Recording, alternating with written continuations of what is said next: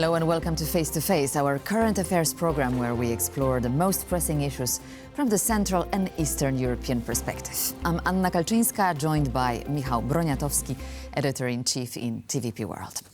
Hello, Michał. Hello. Let's kick off with the long-awaited meeting in Brussels. We mentioned it last week. Hopes were high, but according to reports, the summit turned out to be yet another set of generic talks on Ukraine, on the aid for Ukraine. So what are your takeaways from this meeting?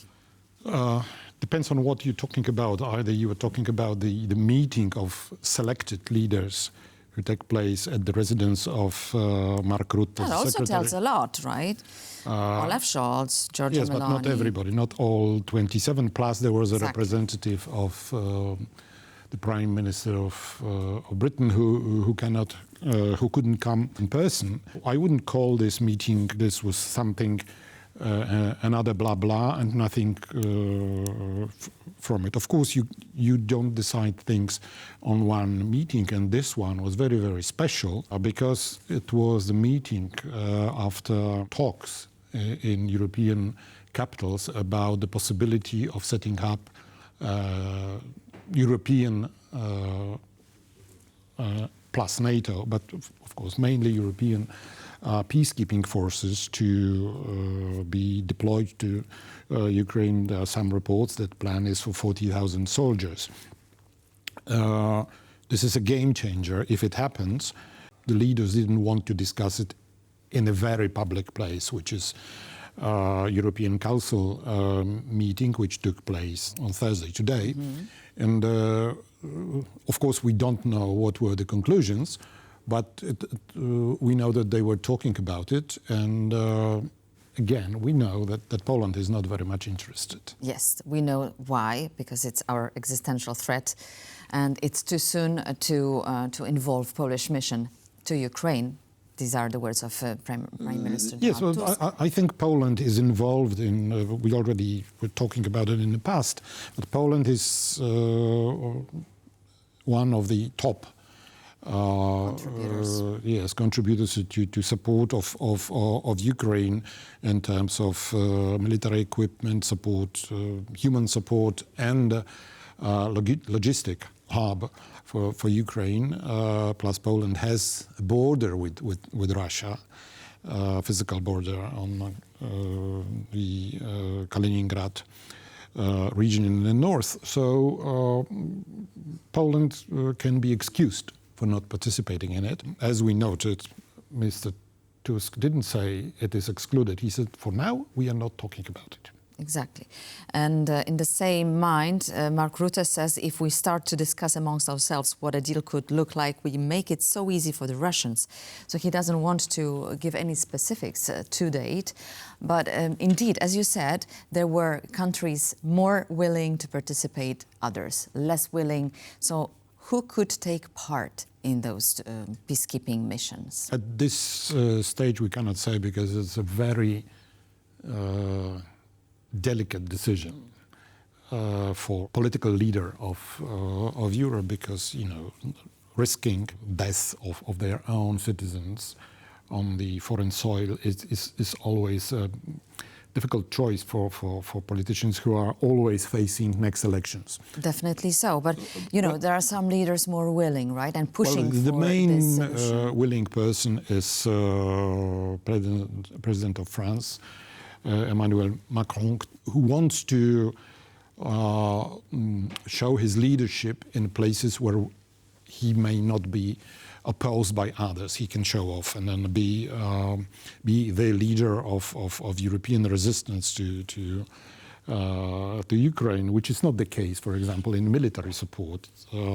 France is far behind compared to other European countries in physical support to Ukraine. A lot of words, but if he wants to be the leader of sending peacekeepers to Ukraine, which in fact means moving the border of NATO more than 1,000 kilometers to the east, then good for him. I wish him all the best if he manages to convince people like this or future Chancellor of Germany. Prime Minister of Spain, very unlikely, but definitely Britain wants to join. We may see among those willing the Netherlands, for example. The Italians. Giorgia Meloni said that previously Italy participated in such peacekeeping missions, however, under the auspices of United Nations. This is, of course, a part of the fact that we risk losing soldiers on the front.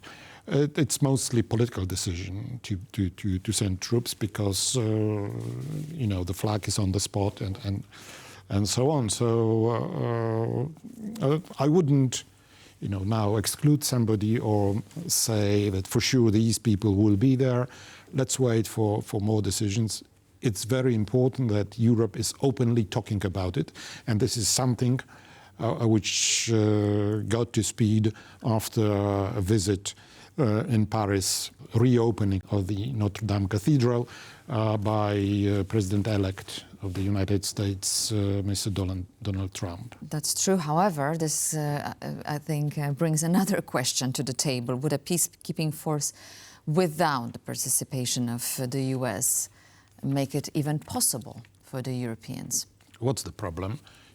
Europe may not be able to finance as much as possible, as needed, weapons, for example, may not have enough goodwill, but in order to, arm 40,000 soldiers and send them there, Europe can easily afford without the US. This peacekeeping force, of course, will consist of NATO countries, of which there are 32, not only the United States. So I think this disengagement of the US can be visibly seen in such case, but any future scenario for Ukraine, which means ensuring proper military support of military supplies, military equipment supplies to Ukraine is always good for the American industry, heavy industry, and whatever is good for business is good for Mr. Trump. My question was rather about the authority of United States, because it's a different thing to attack an alliance of EU countries, of peacekeeping force, and a different thing to attack those who are backed by the US physically. If NATO countries are there, even if they are sent by, for example, the European Union, they are still NATO countries. And, don't forget that one of the main reasons put up by Mr. Putin for his invasion of Ukraine was to keep NATO out or away from the borders. It's collapsing on our eyes with first Sweden and Finland joining NATO, doubling the border of NATO with Russia. And now, if these peacekeeping forces are there, Russians will not be able to shoot it. Otherwise, they will attack NATO troops if they do. I hope it never happens, and the chances of them moving through the separation line will be much more difficult for them to do than in case they were not peacekeepers from NATO. This week, a European Council took place with Kaja Kallas as a leader, first time as a top EU diplomat. And Kaja Kallas faced her first, and as she said, not the last, certainly, veto from Hungary and Slovakia, by the way. So we talked about the systematic veto, which constitutes a problem. How do you see European Council acting together, and what are the prospects of a really effective this policy? veto was not voiced at the meeting of European Council because European Council is the top emanation of what is called Council of the European Union. It's a very complicated structure of all these institutions in the European Union in Brussels, but we have this Council of the European Union in which all countries are represented by ministers, by representatives, official senior representatives. And at this level already it was said adamantly by Hungary that they would not agree. However, the 15th tranche of sanctions against Russia because of the war was introduced. They were not very significant, but still there's something which they managed to agree on. To agree on. And we'll see how it develops. What is really important is that new faces in Brussels, like head of the European Council, Mr. Costa, and Kaja Kallas, the foreign minister of the European Union, are all talking completely new and fresh language, in which they say nothing about Ukraine without Ukraine. Our goal is that Ukraine wins. We will support them as long as it takes and how long it is necessary in future, in peacetime. So European Union is much more talkative here, much more adamant in its statements against Russia as an invader, and this bodes well, I think, for Ukraine's future. How about the enlargement? As we know, empires need to grow, otherwise they fall. So how about this agenda? Always the best answer for this question is, this is a very good question, madam. So the question is very good. Actually, the reason why on Wednesday these leaders met at Secretary General of NATO, Villa residence, to discuss matters of Ukraine is that earlier in the day they participated in a summit between the EU and 7 countries from Balkans, which are either in the process of applying for membership or are planning to become to get into this process. In any case, according to what Mrs. von der Leyen, the President of the European Commission, the government of the European Union, she says that this term she wants to start some processes of enlargement of the European Union, and if possible, to get some of these candidates into the European Union. We'll see how it works. It won't be easy. You know, as concerns Balkans, we have more problems there than solved problems. That solve the issues like conflict between Serbia and Kosovo, the fact that Kosovo is not considered as a independent country by many members of the European Union, conflict between North Macedonia and Bulgaria. Lots of things can be quoted here. And however, the effort is here. We've seen twice visits during last 6 months of high-ranked EU officials to Serbia. So they are really trying hard. Let them try, but there are so many unsolved problems in the European Union that probably this one will not be one of the on top of the list. Yes, right. Well, this is one of on the top of Polish presidency, but definitely a long-term goal to be achieved. Michał, let's move now to Russia. We've seen a bomb attack this weekend in Moscow, killing high-ranking General Igor Kirillov, head of the chemical, biological and nuclear defense troops. The day before the assassination, there was a sentence by the Ukrainian court in absentia. So a bomb in the center of Moscow. It was already qualified by Vladimir Putin as an act of terror. What's your comment on that? This was act of war.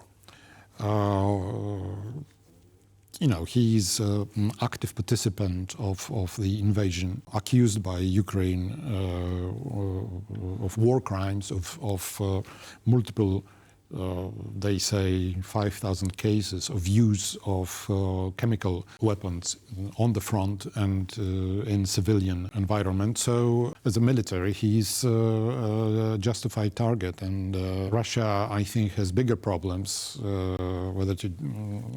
than deciding whether it is terrorist or non-terrorist attack. Russia has a problem that this attack could be performed in the very center of town. Exactly. So this is a signal to Russian society as well, right? Well, the list of Russian generals killed since the beginning of the war is getting longer each day. You could mention Daria Dugina, Vladan Tatarski, Zachar Prilepin, Stanislav Ritsky. So it's a really extensive list. Not all of them are generals. No, absolutely not. One was a daughter of main ideologists. Propagandists, yes. Propagandists. It was never established who was behind this murder. I wouldn't be surprised if it was Ukrainians, but what happens behind the walls of Kremlin is a big mystery always. Right. Now, should we expect a retaliation on the Russian side? Are the Ukrainians taking this into consideration while planning such attacks? I think they do. I think that their generals are well protected. They did something much more serious. A few months ago, Russia was invaded by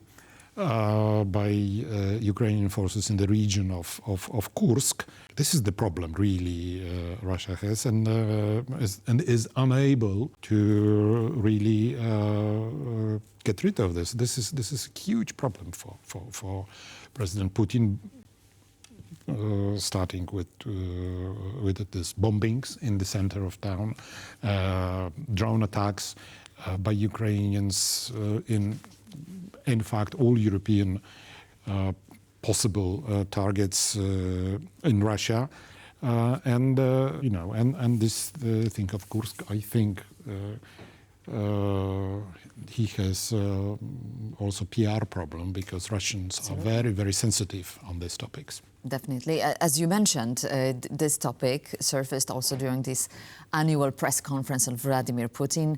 There were multiple questions about the Kursk region, but Putin remains highly optimistic. He says Russia is ready for a missile duel with the US in Kiev. Russia is in a multiple duel with all the West because it is facing military equipment for, in fact, all the countries producing weapons in Europe and, of course, the US. So these duels are taking place since February 2022, since the invasion started, and time will show how strong are these warnings about these rockets, who are the one which attacked the town of Dnipro.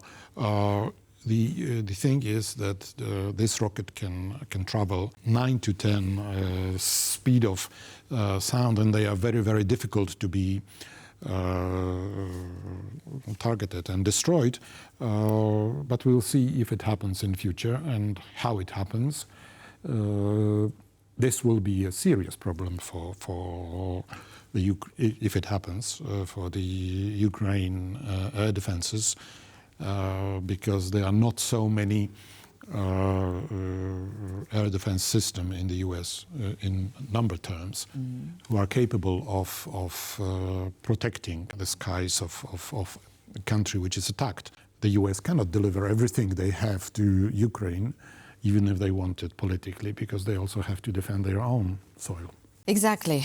Many words, both in Russia and in EU, so it remains to be seen where the negotiation, peace talking is really, and where are we in this process. So we need to observe it next week also. Thank you very much, Michał, for your insights, for being with us. And thank you for watching, because that concludes the edition of Face to Face. Please join us on Monday at 10:40 p.m. CET and stay tuned to TVP World. Thank you for watching.